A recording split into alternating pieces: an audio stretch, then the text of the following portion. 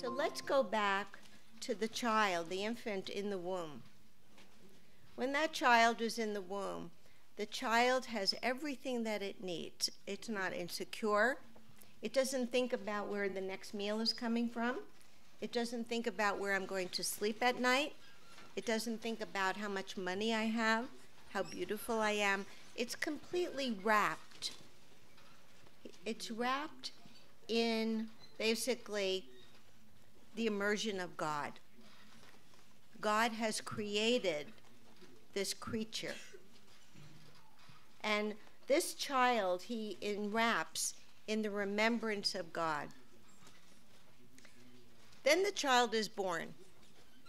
If the parents are spiritual and conscious and aware, they will communicate to the child that we are your parents, we are your guardian, but you're also a creation of our Creator, the one God, whatever you call it. You don't have to call it anything. That child grows knowing who they are. They know that they are a part of God. They know they have parents. They feel secure. They could have wide dreams and visions and aspirations and goals because they feel secure. They know who they are. But if that child grows in an environment where perhaps the parents are stressed out, maybe they have the pressure of two people working to earn a living of what they need for their lifestyle, maybe they're just feeling very stressed, very pressured for one reason or another. This sensitive child who's intuitively intelligent, we're born that way. Have you seen children, infants? Do you ever notice what their eyes are doing? If you see a newborn, you'll notice that they're fluttering their eyes. Their eyes are rolling up, right? They're doing what we are trying to do 30 or 40 years later in yoga class, concentrate at your third eye point and then your eyes are kind of fluttering. They're born doing that. Their crown is open, it's soft. They're right there, okay? So this is an intuitive, intelligent being. And let's say the parents are feeling stressed out and they're arguing. They're just fighting, and the child is there. What might that child do? What are some of the things the child might do in response to that yelling, screaming, arguing? What is the child going to do? Come on. What's that? Cry. That's one option. What's the cry saying?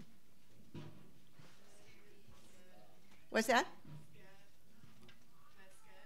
Yes. What else? What else might the child do?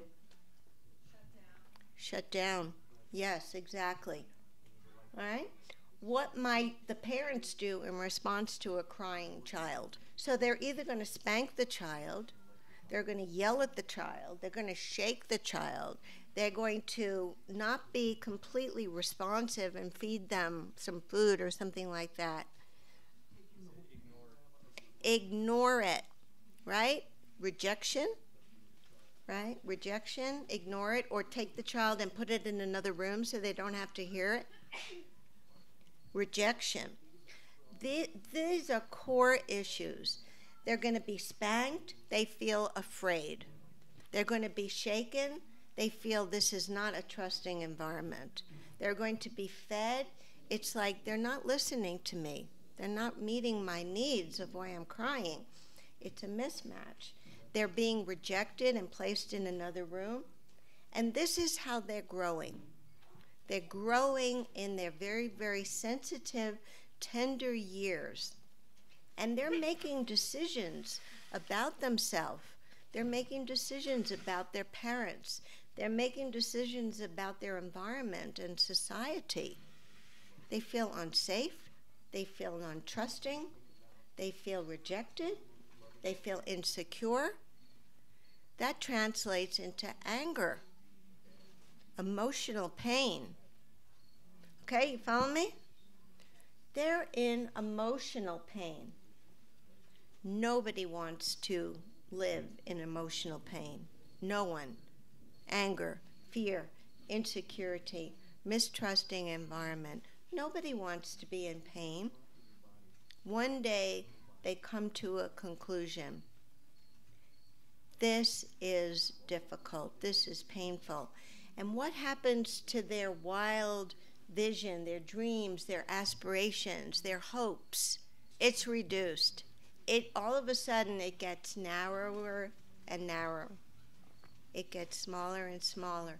And the pain is so devastating.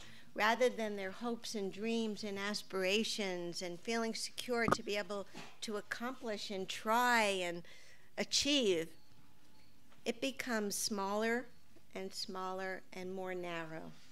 So much so, the pain is so devastating, it gets reduced to, let me just get through the day.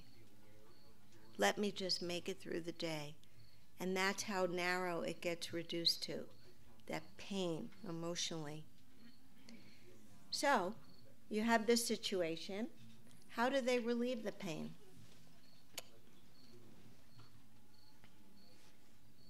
How are they going to relieve it? Escape.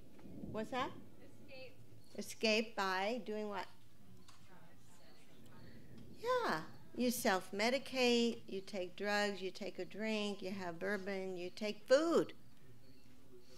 Right? Or sometimes it's in relationships. You don't know who you are. The security of being enveloped in the love of God and the security that you are a creature of our Creator is forgotten. And it becomes like a temporary amnesia. All of a sudden you forget. And it becomes less and less important. So much so that it becomes non-existent. Your intuition begins to shut down. And at that point, you don't really know who you are. You're just trying to put on a mask and pretend, and the mask may be smiling, right? But if you scratch the surface of that mask, what do you see? There's a tear. There's a tear. So you're really not fooling anyone.